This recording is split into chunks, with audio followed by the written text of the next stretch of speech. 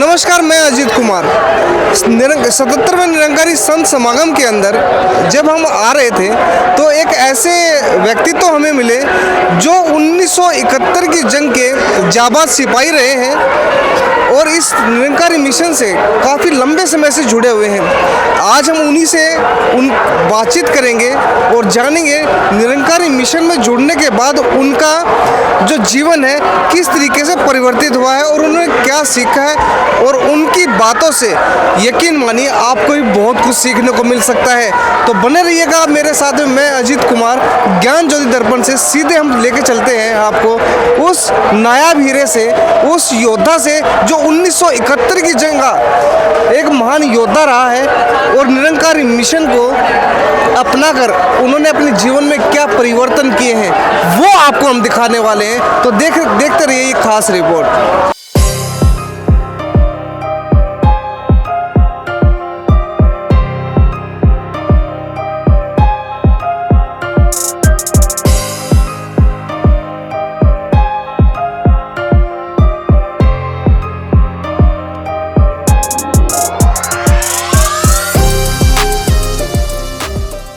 हाँ जी भाई साहब जी, आप ये प्रेस वाले इतने यहाँ आए हैं तो आप खुद भी आपने ये जान लेना कि जहाँ पे आप एकत्रित हुए हो यहाँ इतने लोग हैं, इतने बच्चे बुजुर्ग हैं और जवान हैं। ये सब लोग अपनी अपनी सेवाएं कर रहे हैं, कोई खाने खिला रहे हैं। ये कौन सी दुनिया है, इनके अंदर कौन सी वो ऐसी बात है जो ये इतने इंटरेस्ट से, इतने तन मन धन से ये अपने कार्य कर रहे हैं। तो आप भी प्रेस वाले ये न्यूज़ लेने के लिए आए हैं, तो आप भी किसी से भी, किसी बच्चे से पूछ लो, किसी बुजुर्ग से पूछ लो, किसी नौजवान से पूछो कि आपका इसका मकसद क्या है, आप कैसे यहाँ ये सेवा करें, आपको क्या मिला है।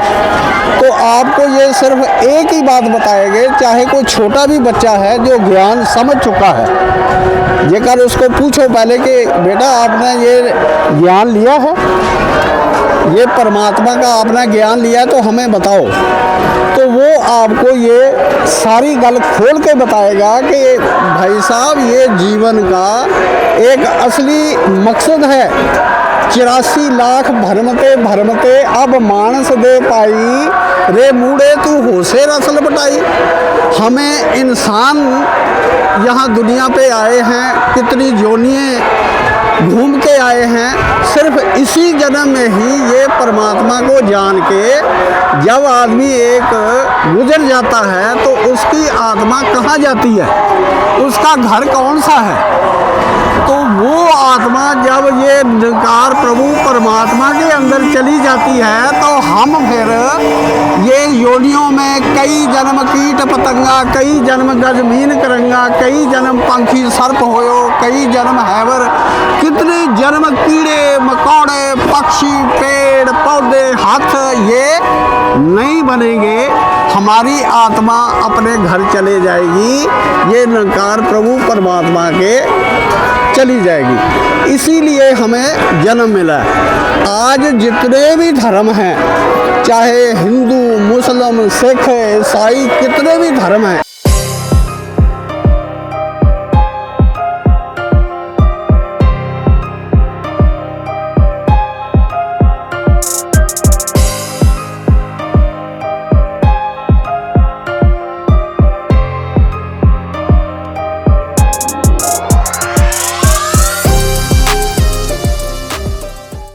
है तो सबकी दो दो आंखें और ये वही हवा सब ले रहे हैं, वही इनकी सुनने की ताकत है। किसी का चेहरा आपसे नहीं मिलता, अलग अलग चेहरे हैं। ये कौन सी टेक्निकल है।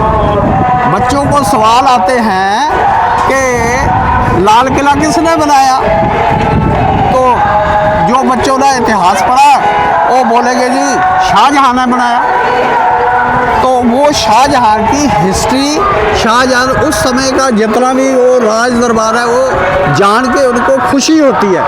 तो आज जो है वो जो बता देते हैं कि शाहजहां ने बनाया तो उसको पूरे नंबर मिल जाते हैं। इसी तरीके से ये जो इंसान को बनाने वाला ये जो सर्वश्रेष्ठ है परमात्मा एक है, अल्लाह वाहेगुरु निरंकार, ये सब एक है। जैसे एक फैक्ट्री का मालिक कंपनी का मालिक होता है, वो अपनी कंपनी बनाता है, कितना खर्चे करता है और उसमें फिर एक चाबी जो है वो एक किसी प्रेसिडेंट को दे देता है कि अब तूने संभालना है। इसी तरीके से परमात्मा जो है समय समय पे ये जो चाबी है कभी राम को पूछते उसको दे दी, कभी हज़रत मोहम्मद को दे दी, बीच में अभी कल गुरु नानक देव जी साहब का जन्मदिन सब ने बनाया।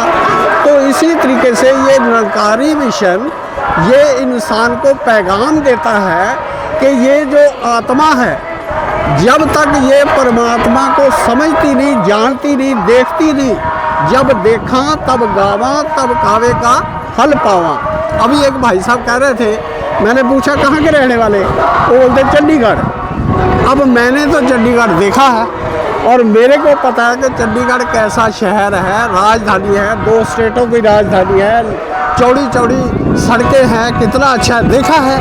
तो मेरे सामने चंडीगढ़ की शक्ल आ जाएगी। इसी तरीके से ये परमात्मा है जो वाणी कहती है कि ये अपने आप को छिपाया हुआ है इसने, और ये छुपे हुए को ढूंढना जो है वो ढूंढने के लिए एक सतगुरु के पास जाना पड़ेगा। आज जो है यही काम प्रेजेंट जो सतगुरु है संत निरंकारी मिशन के सतगुरु माता सुदीक्षा जी महाराज, ये हमें एक इंसान का पैगाम दे रहे हैं। ये आत्मा को परमात्मा के साथ मिलाओ, ए तेरी अवसर ए तेरी बार, घट भीतर तू सोच विचार। इसी काम के लिए ये हम संसार में आए हैं कि हम चक्रों में ना पड़े, मानस जन्म में ही ये समझ आ सकती है। तो इसलिए आपको भी मैं यही सलाह देने का मन में आ गया कि कितना स्ट्रगल करते हैं, कितना इन्होंने ड्यूटी करनी है इतने अच्छे समुंदर में। और एक वाणी में भी आता है ना कि मैं मछली कैसे अंत ना, एक मछली होती है वो समुद्र के अंदर घूमती है, अब उसको पता ही नहीं कि समुद्र में है, अब उसके आगे भी समुद्र, पीछे भी, ऊपर भी, नीचे भी, और आनंद लेती है। और ये जितने भी संसार की आत्माएं हैं ये भी निरंकार का आनंद लेती है, लेकिन इनको वो समुद्र जो है उसका पता नहीं। ये सतगुरु हमें ये निरंकार प्रभु के बारे में जमी जमा विखे समस्त जोत है, ना बाद है ना घाट है, ना घाट बाद होत है, ऐसी शिक्षा मिलती है। जैसे हम बच्चों को फिल इन द ब्लैंक्स कहते हैं, निरंकारी मिशन का एक एक बच्चा किसी को भी पूछो कि परमात्मा कहाँ है, अब आप खुद हैरान हो जाओगे कितना कितना आप स्ट्रगल करते हैं सुबह से शाम तक। और जब एक बच्चे की शादी हो जाती है तो शादी के बाद ही वो जो है उनका गृहस्थी जीवन शुरू होता है। अब एक लड़की, उसने शादी हुई नहीं, अब वो कहीं संधू डाल ले तो समाज क्या बोलेगा? वो बोलेगा भाई ये तो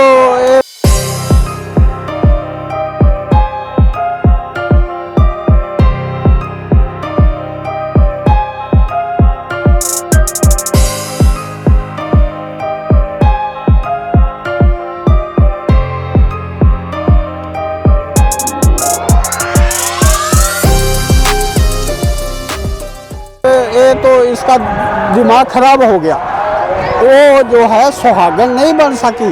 सोहकी सार सुहागन जाने, ताज अभिमान सुख रलियां माने।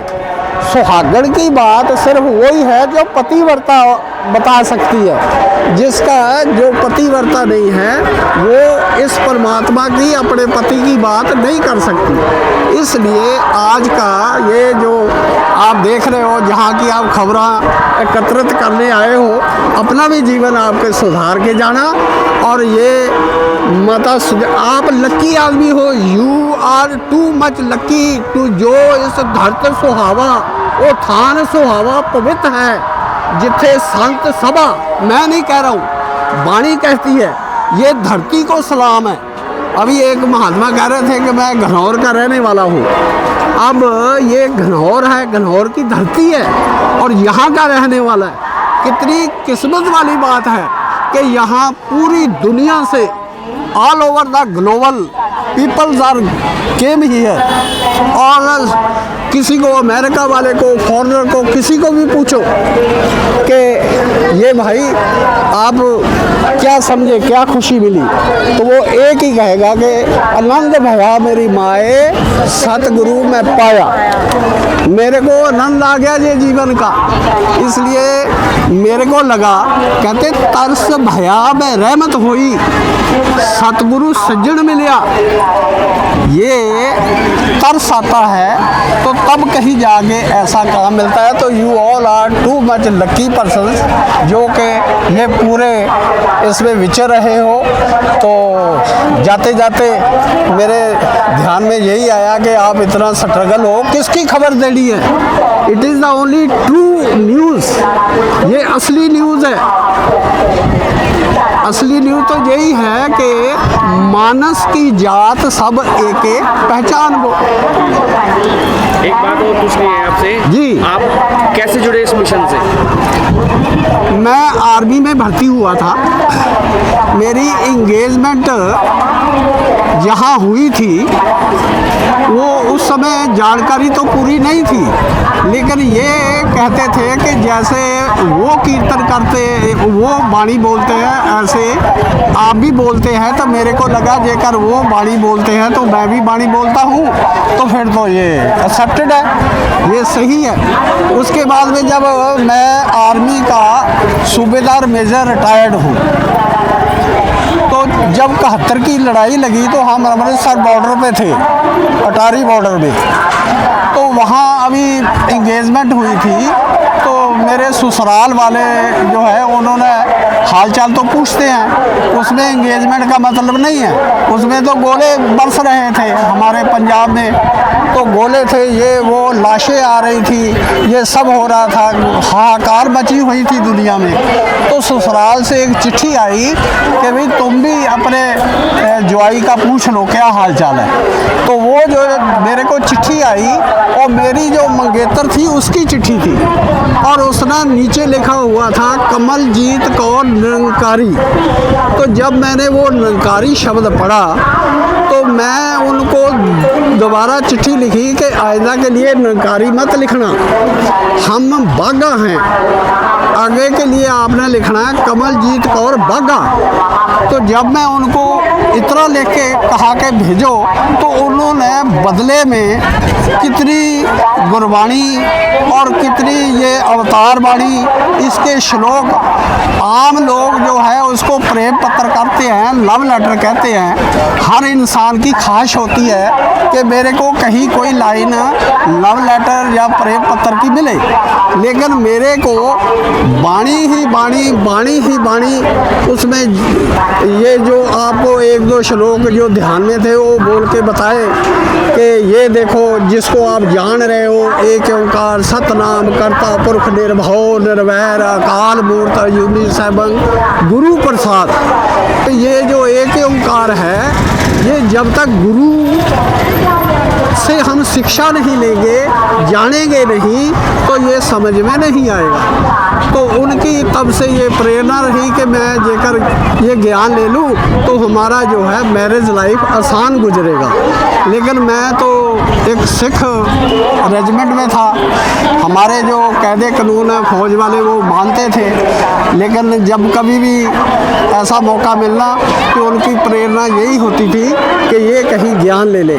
तो ये कहानी बहुत लंबी है, करते करते आखिर में फिर जहाँ हमारी निष्ठा थी, मेरी निष्ठा थी, शादी के बाद मैं अपनी वाइफ को वहाँ लेके गया, और वहाँ जो बहुत बड़ा ईस्ट था, जो वहाँ का जो ये विचार वटांदरा करने वाला था, वो उसको हम मिले और सत्संग के साथ मिले, तो उसको मैं सवाल किया, उसको मैं कहा कि मेरे को परमात्मा से मिलाओ।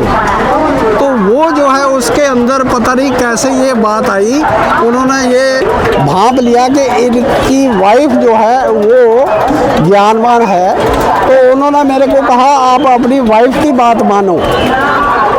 तो मैं फिर कहा भाई ये तो नकारी है।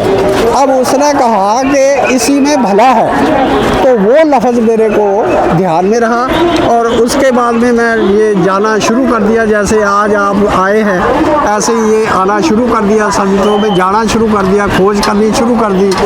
आखिर में हमारे मिशन में एक राज माता जी कुलवंत कौर, जब बाबा गुरबचन सिंह जी थे तो हम पर्सनली उनके पास गए थे, तो राज माता जी से भी मैंने डिस्कशनें ऐसे करी, तो उन्होंने कहा बेटा एक दो संगत करना।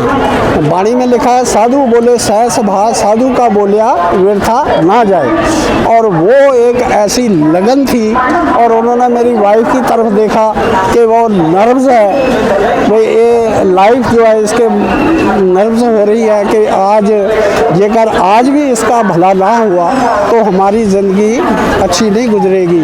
तब फिर मैंने दो ही संगतें करी, एक होशियारपुर में ज्ञानी मोहन लाल जी होते थे, उनकी सत्संग करी, उन्होंने ये बातें जो आज आपको मैं कर रहा हूँ ऐसी बातें करी। और उसके बाद में एक संगत मुल्लापुर लुधियाना के जगदीश सिंह टिक्का जी होते थे, उनकी करी। उसके बाद में कहा कि हम कौन होते हैं, ये कितने बड़े बड़े लोग हैं, इनका कितने बड़े बड़े बिजनेस है, और हम तो एक नॉर्मल आदमी हैं। इतनी दुनिया जैसे यहाँ आई हुई है, आप ये समझो कि ये सारे इतने इकट्ठे हो गए कि देयर इज सम स्पेशल, ये क्यों आए, तो कम से कम इसकी खोज तो कर ले, न्यूज़ तो बनती जाएगी। तो ये इस तरीके से फिर मैंने ये मोहन लाल जी, ज्ञानी मोहन लाल जी को, होशियारपुर वालों को ज्ञान लिया, और मेरे को देर नहीं लगी, मैं परमात्मा देख लिया उसी समय से ही। जैसे कहते हैं ना कि मैंने अपना तन मन धन, मन तू ज्योत स्वरूप है अपना मूल पछाण, हर जी तेरे नाल है गुरुमती रंग मान। तो उसी समय से ही फिर मेरे जो है या तू मेरे वल है क्या मुशल्ला, तो सब कुछ मैंने सौंपया तेरा बंदा। तो मैंने परमात्मा के दर्शन किए। 73 में हमारी शादी हुई, 70 में एंगेजमेंट हुई, लड़ाइयाँ लड़ी, और मेरी वाइफ ने एक बार मेरे को कहा आज ज्ञान ले लिया, आप फौज में हो, आप नागालैंड में था, मैं पफीमा में, तो पहली छुट्टी काट के गया, तो वो कहते आप इसके आगे अरदास करो, आपकी अरदास पूरी हो जाएगी, हम संगतें करेंगे, सत्संग में जाया करेंगे। तो मैं उनकी चिट्ठी का जवाब दिया, गवर्नमेंट के कानून है, ये फौज का आर्डर है, तो कैसे बदली होगी। और दोबारा चिट्ठी में फिर जवाब गया, अभी भी वो चिट्ठी मेरे पास है, क्योंकि मैं अपनी वाइफ को एक जगह लिखा है, घोल घमाई ते समित्र विचोले जय मिल कंत पछाणा।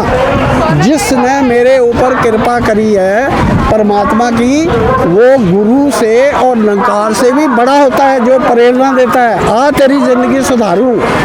तो इस तरीके से फिर वो दोबारा चिट्ठी में लिखी, ये नहीं हो सकती। वो कहते आपका कोई जोर लगना है, आपका कोई खर्चा होना है, आपने सिर्फ जिसको देखा है उसके आगे हाथ जोड़ के अरदास करनी है। तो वाणी में भी लिखा है कि व्यर्था ना जाए जन की अरदास, क्योंकि जब हम एप्लीकेशन देते हैं तो आदमी जिंदा होता है सामने, अफसर जिंदा होता है जिसको एप्लीकेशन देते हैं। अब हम कहें इंदिरा गांधी को एप्लीकेशन दे दें, she is not alive no, अभी प्रेजेंट जो है उसी के आगे ही अर्ज करी जाएगी। तो इस तरीके से मैं अरदास करी, और आप हैरान हो जाओगे, मैं भी हैरान हूँ कैसे पक्का हुआ हूँ मैं। मेरी 15 दिन में पोस्टिंग आ गई ब्रांच रिक्रूटिंग ऑफिस जबलपुर। और जिसने, क्योंकि मैं उस समय सिपाही क्लर्क था, और जिसने मेरी पोस्टिंग को रोकनी थी, मैं क्लरिकल ट्रेड था मेरा, और वो हेड क्लर्क, उसकी भी पोस्टिंग आ गई ताकि ये रोक ना सके। उसकी posting I branch recruiting office Calicut. तो जो कमांडिंग ऑफिसर था वो बोलता हेड क्लर्क साहब आप एक पोस्टिंग कैरी आउट कर दो, ये स्वरूप से की कैरी आउट कर दो और आपको मैं नहीं भेजूँगा। और इमीडिएटली मेरी पोस्टिंग मैं जबलपुर चला गया ब्रांच रिक्रूटिंग ऑफिस में। अभी मैं जबलपुर के महापुरुषों को मिल के आया हूँ, 75 की बात है। अभी उन्होंने मेरे को ये आपको मैं बताया ना, देखो मैं थोड़ा सा थक गया था, दवाई और दवाइयाँ भी फ्री मिल गई। तो इस तरीके से ये जो अरदास मेरी पूरी हुई। जबलपुर में हम 12 ज़िलों में भर्ती करने जाते थे और सब लोग जो है रेस्ट हाउस गेस्ट हाउस में रुकते थे, मैं भवन में रुकता था, संगतें करते थे। और सारा मांडला, जबलपुर, शहडोल और रीवा, सतना, सिद्धि और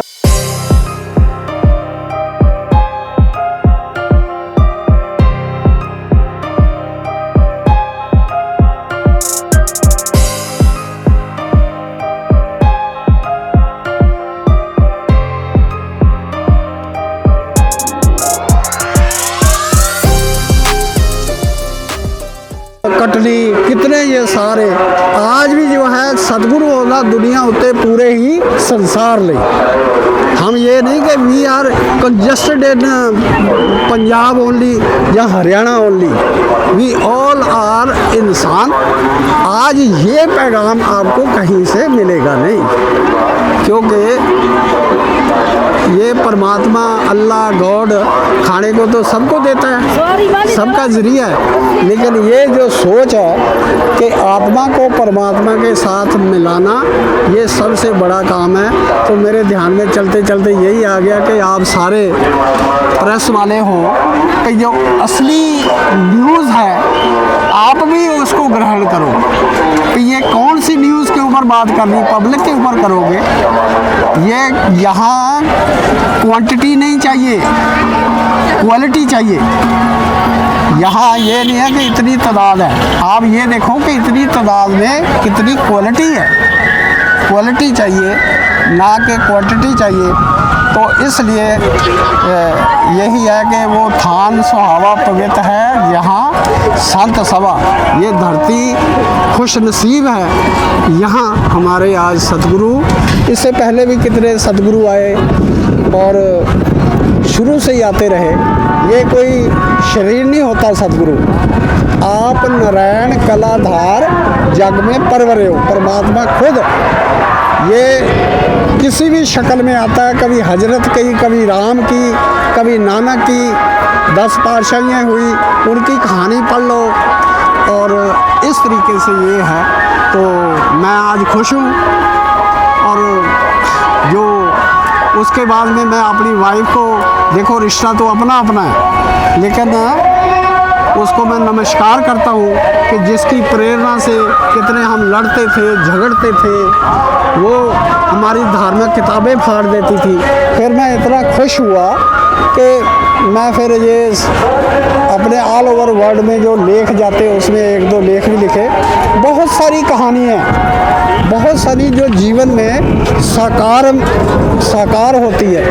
चलते चलते एक छोटी सी बात बताता हूँ। मेरा आइडेंटिटी कार्ड गुम हो गया। शोले पिक्चर लगी हुई थी, फौजी आदमी को कंसेशन मिलता है। तो मेरी वाइफ हॉस्पिटल में एडमिट थी, डिलीवरी केस था। मैं वाइफ को कहा मैं अपने दोस्तों के साथ फिल्म देखने जा रहा हूँ। वो कहती इकट्ठे चलांगे, आप अकेले मत जाओ। मैं कहा नहीं नहीं। कहती महापुरुषों का कहना मानो। मैं कहा कोई नहीं, महापुरुष कर दी है। और मैं चला गया पिक्चर देखने। और जब मेरा नंबर आया तो मेरा जो बटुआ था वो किसी ने लाइन में से निकाल लिया। आपको उस ज़माने का पता है कितने रश होते थे और फौजी को कंसेशन मिलता था। और वो प्रेमनाथ का ही जबलपुर में सिनेमा था, अब तो वो बहुत पुराना हो गया। तो मेरा बटुआ निकाल लिया किसी ने। अब मैं सिपाही था, मेरे को सज़ा होनी थी, क्योंकि ये एक फीकी होती, लैसरा होता, उतर जाती, लेकिन सिपाही को तो क्वार्टर गार्ड जिसको उसमें देना था। इस तरीके से मैं अरदास करी। एक छोटा बच्चा आया, देख के वो कहता है कि उसको वो कहता है आप कहाँ ये ढूंढ रहे हैं। मैं कहा मेरा आइडेंटिटी कार्ड गुम हो गया। तो उसने कहा कि चलो मैं देता हूँ। वहाँ उसके छोटे छोटे और दोस्त थे और वो रेलवे स्टेशन में चले गए। रेलवे स्टेशन बड़ा लेटर बॉक्स और उसमें वो बोलता मैं इसमें डाल दिया। वहाँ से कुली को पूछा कि डाक कहाँ जाती है, वो बोलते RMS में जाती है। फिर RMS ऑफिस में गए, वहाँ कितना वो इकट्ठा हो गया मजूम के एक वर्दी वाला और बाकी सब कितने लोग इकट्ठे हो गए। फिर RMS ऑफिस में गए, वहाँ बेइज्जती करी जी आइडेंटिटी कार्ड बच्चे ने इसमें डाल दिया। वो बोलते जी उन्होंने अलमारी के ऊपर रखा था, कहते ये। तो इस तरीके से ये पर्सनल हमारी चीज़ें पूरी होनी शुरू हुई। तो अभी I have taken too much time from you, thank you very much. आखिर में यही है, आप आए हैं तो इसका फ़ायदा लेके जाओ। अपनी ड्यूटी करते हैं करो, लेकिन thank you very much. Okay ji.